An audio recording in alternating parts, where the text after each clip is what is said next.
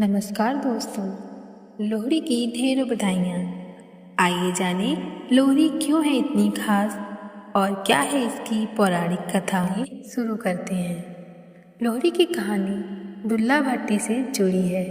दुल्ला भट्टी मुगल सम्राट अकबर के समय के एक बहादुर योद्धा थे। उन्होंने मुगलों के खिलाफ विद्रोह का नेतृत्व किया था। दुल्ला भट्टी को पंजाब का नायक भी कहा जाता है। माना जाता है कि दुल्ला भट्टी ने एक गांव में दो लड़कियों की जबरदस्ती तय हुई शादी को रोक दिया था। इसके बाद उन्होंने उन दोनों की शादी खुशी खुशी करवाई थी। इसी वजह से हर साल लोहड़ी के मौके पर दुल्ला भट्टी की कहानी सुनाई जाती है। एक और कहानी के अनुसार मकर संक्रांति के दिन कंस ने श्री कृष्ण को मारने के लिए लोहिता नाम की राक्षसी को गोकुल भेजा था। श्री कृष्ण ने खेल खेल में ही उस राक्षसी को मार डाला था। इस घटना के बाद लोहड़ी का त्यौहार मनाया जाने लगा। धार्मिक मान्यता अनुसार वैदिक काल में माता पार्वती के अग्निकुंड में प्राण की आहुति देने के बाद लोहड़ी का त्यौहार मनाया जाने लगा। लोहड़ी का त्यौहार हरियाणा, पंजाब में मुख्य रूप से मनाया जाता है। यह फसल पकने और अच्छी खेती के प्रतीक के रूप में भी मनाया जाता है। इस दिन लोग सूर्य भगवान और अग्निदेव की पूजा करते हैं। इसकी मुख्य कथा इस प्रकार है। एक सुंदरी नाम की कन्या तथा दुल्ला भट्टी नाम का एक योद्धा से जोड़ा जाता है। इस संबंध में प्रचलित ऐतिहासिक कथा के अनुसार गंजीबार क्षेत्र में एक ब्राह्मण रहता था, जिसकी कन्या का नाम सुंदरी था, जो अपने नाम की भांति सुंदर थी। वह इतनी रूपवान थी कि उसके रूप, यौवन और सौंदर्य की चर्चा गली गली में होने लगी थी। धीरे धीरे उसकी सुंदरता के चर्चे उड़ते उड़ते गंजीबार के राजा तक पहुँचे।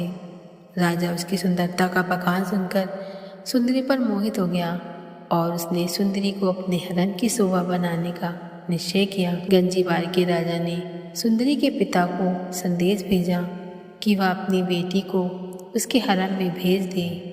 इसके बदले में उसे धन दौलत से लाद दिया जाएगा। उसने उस ब्राह्मण को अपनी बेटी को हरम में भेजने के लिए अनेक तरह के प्रलोभन दिए।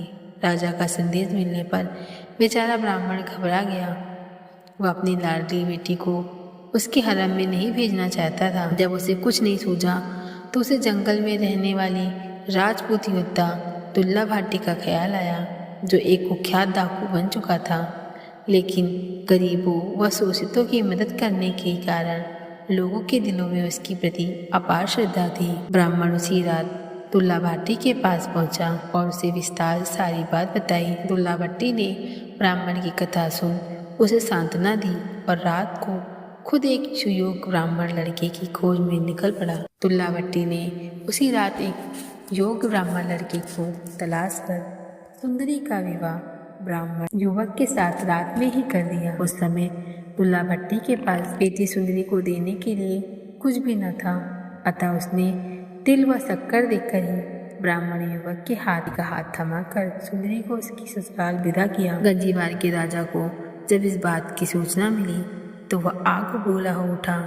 उसने उसी समय अपनी सेना को गंजीबार इलाके में हमला करने तथा दुल्ला भट्टी पर खात्मा करने का आदेश दिया।